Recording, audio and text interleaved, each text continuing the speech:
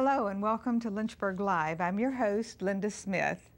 Heimdal Science Fiction is a local science fiction club that does many fun things, but the focus is really on charity. The club sponsors 10 local charities and sends a student to space camp annually. My guests tonight are Glenda Blanks, she's Chief of Heimdal Communications, and Carl Davis, who's Chief of Heimdal Security. Glenda and Carl will be telling us tonight how such a small club can do so many big things. Glenda, Carl, I'm so glad to have you on the show.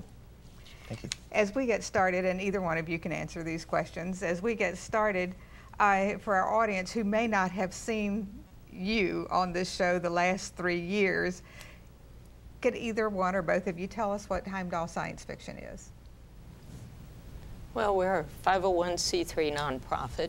We're actually a Star Trek fan club, but we do a lot of charitable work, as Linda said, and so that's mainly our focus. You know, a lot of people think we go to conventions dressed up in uniforms and wear Spock ears, and that is part of it, but we also do a lot of fun things too, and our charities.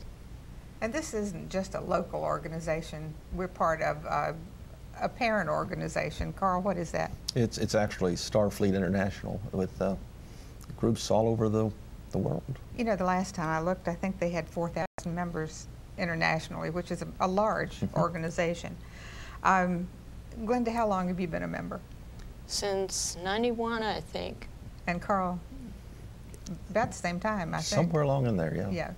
And I find that true, that we have so many people in our group who come and stay, and so we must be doing something right for you to come and stay. All right, how many people do we have currently? 41, I believe, unless we've gained somebody I don't know about. 41 is the last thing I knew about. And what are your positions? Well, I'm communications chief, which means I'm in charge of the newsletter and sending out cards to people if they're sick, or, you know, and thank you cards to guests, and just communicating.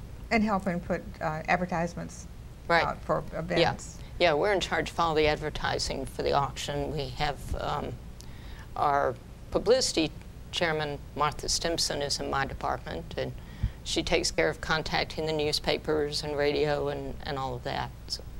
And Carl? Chief of Security, and I just basically keep things nice and secure. You also have a really big job with this upcoming auction that we're going to be talking about in a minute. I'm the auctioneer. And you love every minute of it. Every minute. All right, I know that he does a great job. He does. You know, I think Carl, he brings his sense of humor to the auction, and people seem to enjoy, you know, having a laugh as we're trying to get their money. Right. Right. And we're averaging about how many people per meeting? Anywhere from 17 to 25 to 30 if it's something that a lot of people are interested in. Depends on what we're doing. Where does the club meet? Normally at the Madison Heights Library. And how often? Once a month, every third Saturday, generally speaking. Yeah, we try to keep it there. Okay, it's like Linda said, a lot of people think that a science fiction club, that you just go and you wear Spock ears and you dress up like Darth Vader and breathe funny, and that's what you do at meetings and watch old episodes of Star Trek. But that's not so. You want to tell the audience what this club does? Well, some of us dress up like Spock and breathe like Darth Vader. No, we have 5 or 6 different speakers that will come in during the course of the year and bring different programs that are of interest to the entire group. It's something everybody enjoys. Some of them are fun, some of them are more serious. Our last meeting, we talked about what to do when the lights go out during a disaster or power outage. So it was good information for everybody to learn about, and we shared stories of what had happened, and hopefully learned a little bit about how to be better prepared next time. I think it's important to entertain at the meetings, but also to inform, and I think we do a pretty good job of that. we have some pictures, and before we really get into talking about the auction, Phil, if you'll put those pictures up on the screen, we'll get Carl and Glenda to tell us what they are. I think I can tell you what that is. That's from behind the tables at the auction last year. So you can see some of the things that we have lined up, auction items, and we have one guest who apparently is really excited about something he saw. Very excited.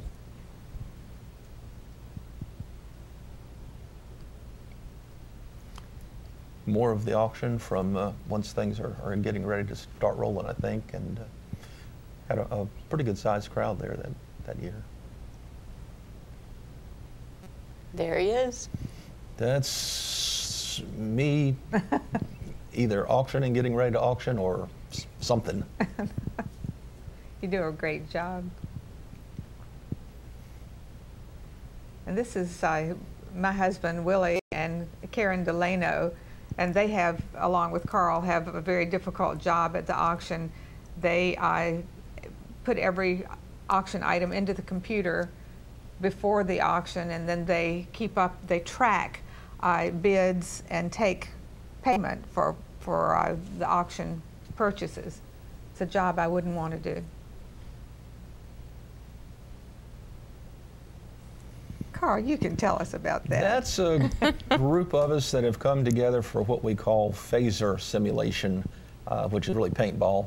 We've had several of the different departments come together and do mock battle, and we have a real good time, learn a little bit about each other, and working together, group participation, and had some real fun times.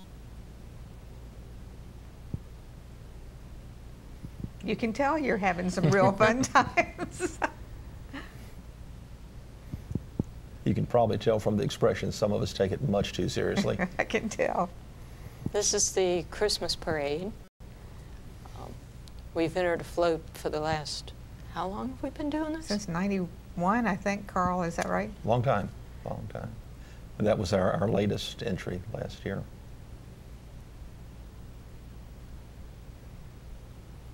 And we had a living Christmas card. As it went down, the card opened and closed, and the people that were painted on the outside were on the inside singing Christmas carols live, and we thought it was a really neat concept.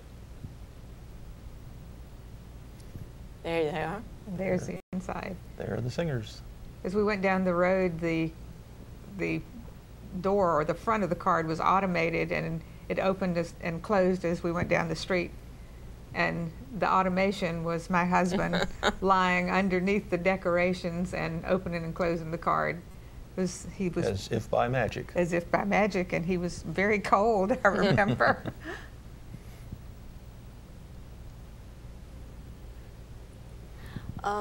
That's one of our space camp kids. Is that Ryan? That's Ryan. Ryan Maddox went to space camp year before last. Yeah. And we've been able to send a child to space camp in Huntsville, Alabama for, how many years have we done this? Three.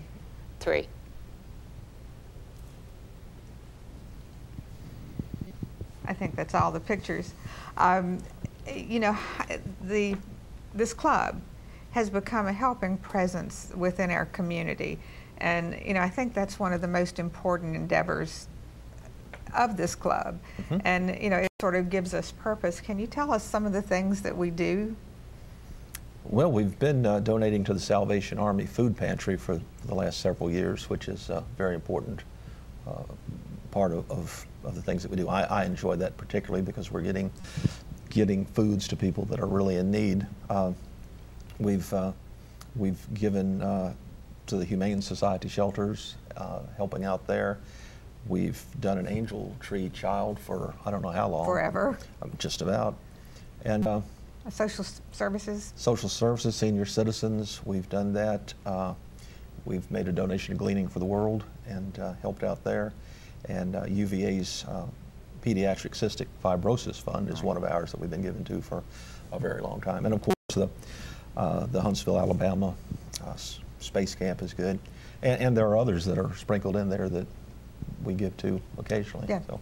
So. Birds of Prey and the Sleepy Hollow no-kill shelter, and are they Appomattox or Concord? And what else? I know we're missing something. The seniors are through Home Instead Senior Care, and that's one that's really important to me because we heard that a lot of those seniors wouldn't even have a Christmas were it not for them. Right. So this money that we collect at this fundraiser we're going to tell you about buys gifts for those senior citizens and for the Angel Tree Child, and makes all these donations possible. So that's a very important thing that we do.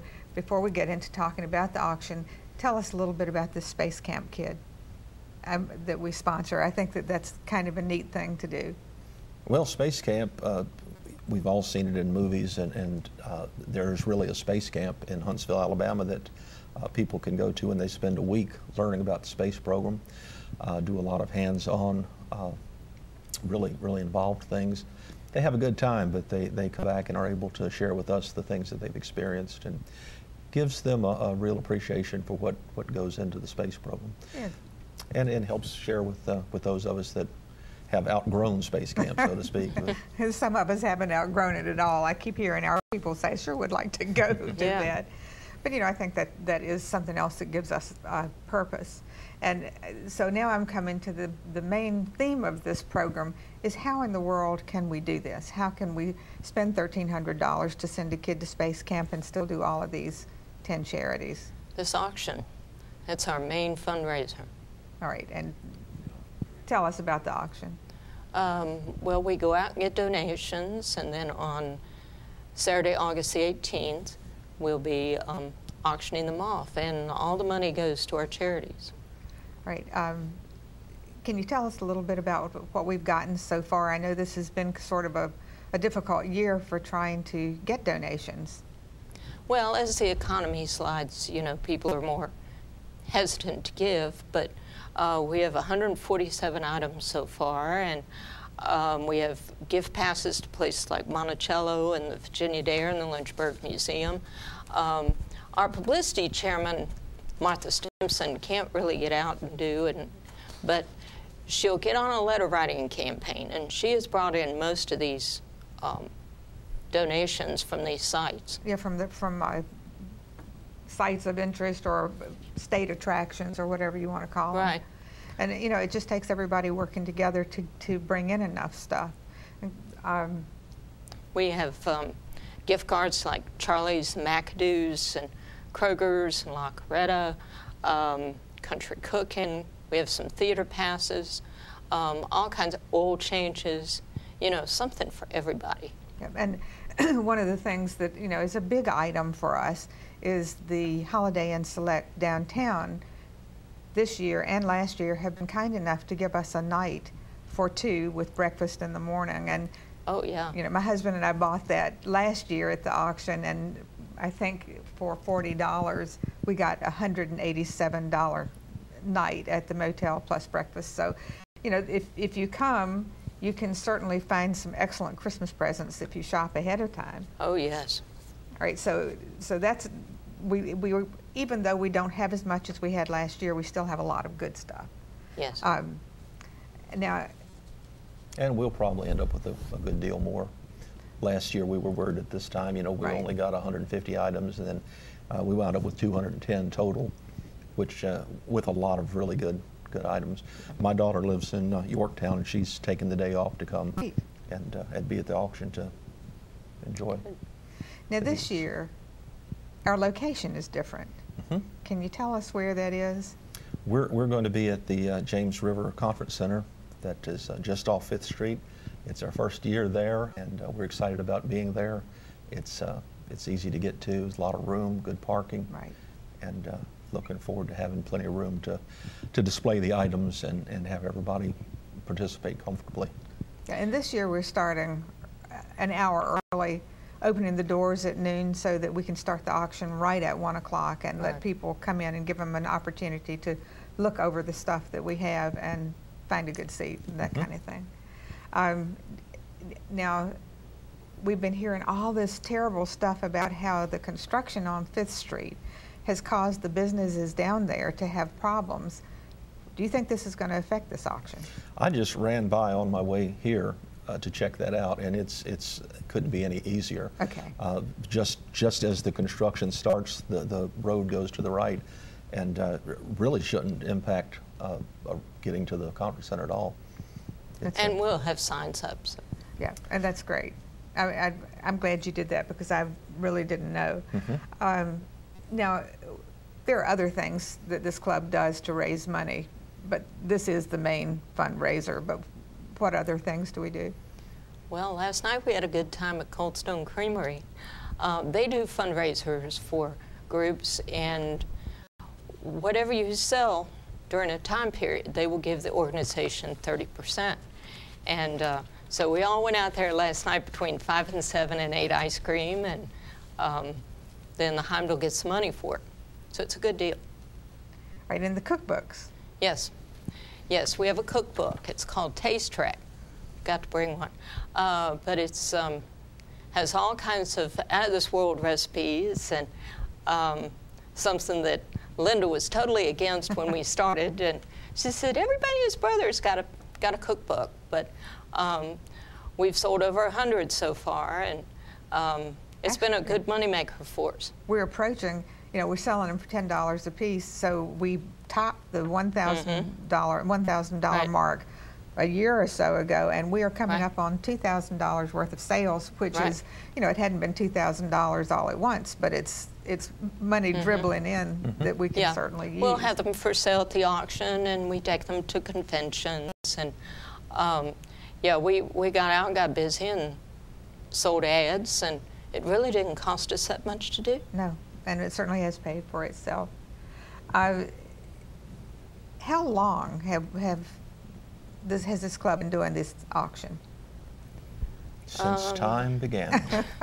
This is the 7th year. Yeah, that it's been an open to the public thing. Right. Yeah, before that we just brought stuff and auctioned it off to each other, and we'd come home with $300 or $500 sales.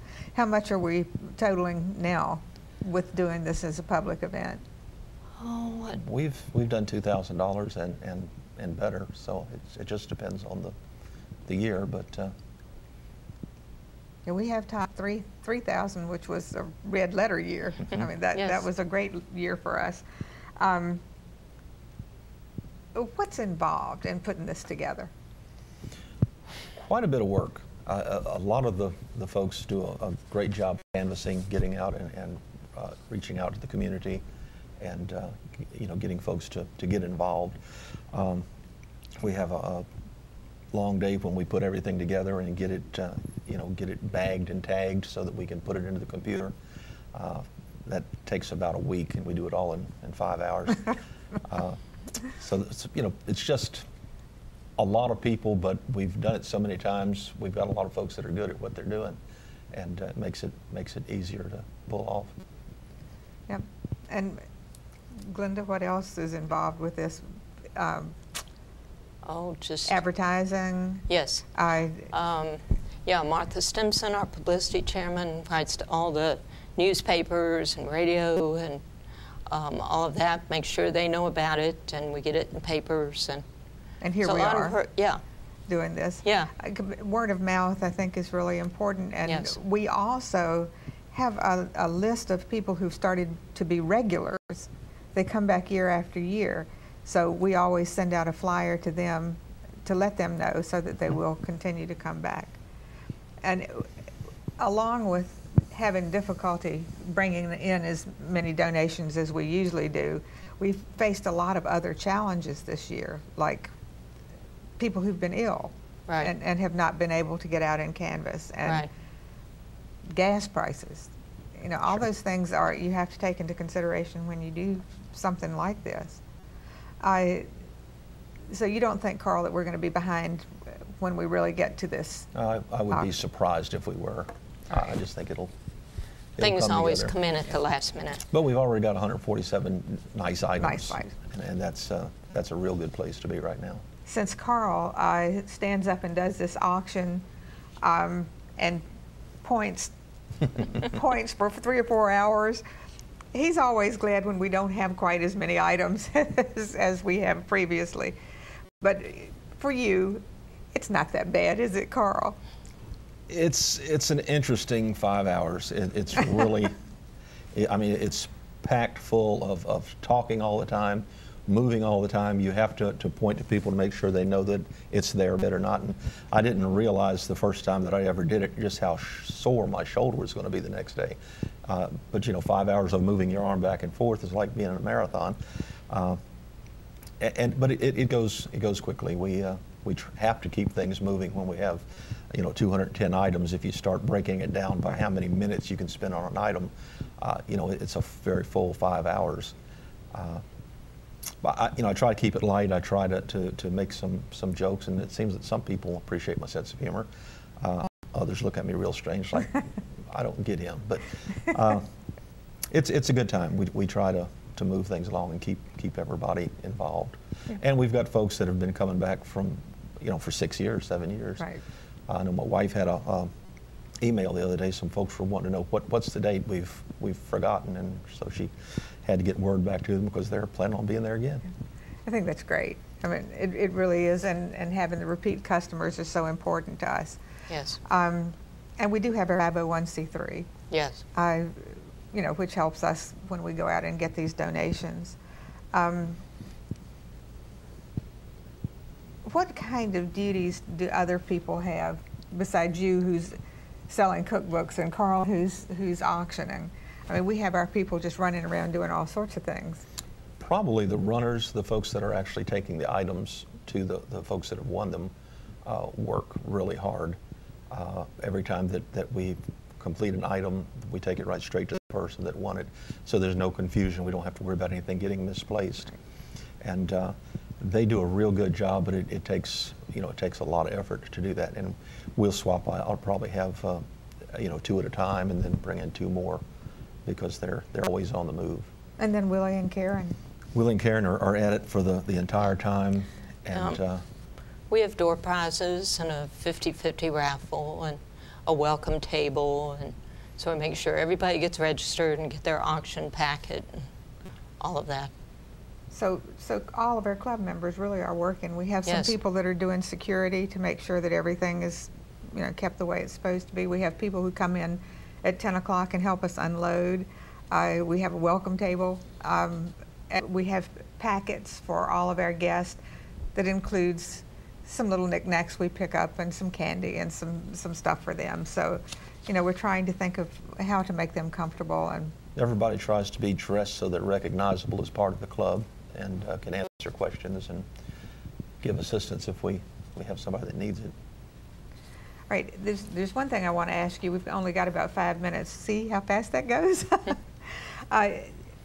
But being a part of this organization, and I mean, both of you and your families, your husband and your wife and your daughter, have been a part of this club for 20 years or more. What keeps keeping you coming back? Well, we're a family. You know, it's more than just an organization. You know, we cry on each other's shoulders. You know, we share everything, and we're just like a big happy family. And the charitable work also brings people in. Martha, the lady I was telling you about, you know, she knows very little about Star Trek, but she joined our group because she liked us and she liked what we do. What about you, Carl? I am not sure. Keeps you coming back? We keep asking ourselves that. Why are we doing this again? I suppose it's family. It's a sense of enjoying the group and seeing what's going to happen next. So it's a very interesting group to be around. It is. Yes, it is. All right, one more time, Glenda, tell us when and where this auction is. We hope you all will come out. It's at the James River Conference Center. Doors open at 12. Auction starts promptly at 1 o'clock. August the 18th, that's a Saturday. So we hope everyone will come out, and lots of good bargains. Yeah, it's a nice place, and you'll be able to bring a drink with you into the room if you want to. So we hope you come. Anybody else have anything else they want to say before I wrap this up? again, it's a good opportunity to pick up on some Christmas presents for people that you may have been wondering, what am I going to get them this year? Yes. And I mean, if you can get like a motel, $187, $189 night at a motel for $40, $25, you know, you really have got something. And yes. So. And the gift cards, you know, we have a lot of gift cards that people can buy and, you know, use them the rest of the year generally. Yeah, most of them have no expiration date, and right. usually they do have an expiration date. It's for a year, so. Right. All right. I thank you both for being my guest, and I'm looking forward to doing this auction, and because it's been a lot of work, and it always makes me feel good when we get to the day and it's a success. And it's a success because of people like you. Thank you so much. All right, I hope you've enjoyed tonight's show, and will consider coming to the auction on August 18th at the James River Conference Center and help us support the many charities that depend on us and have for the past several years. My next show will feature geriatric and special needs pets. Thank you for watching. Have a wonderful evening. Good night.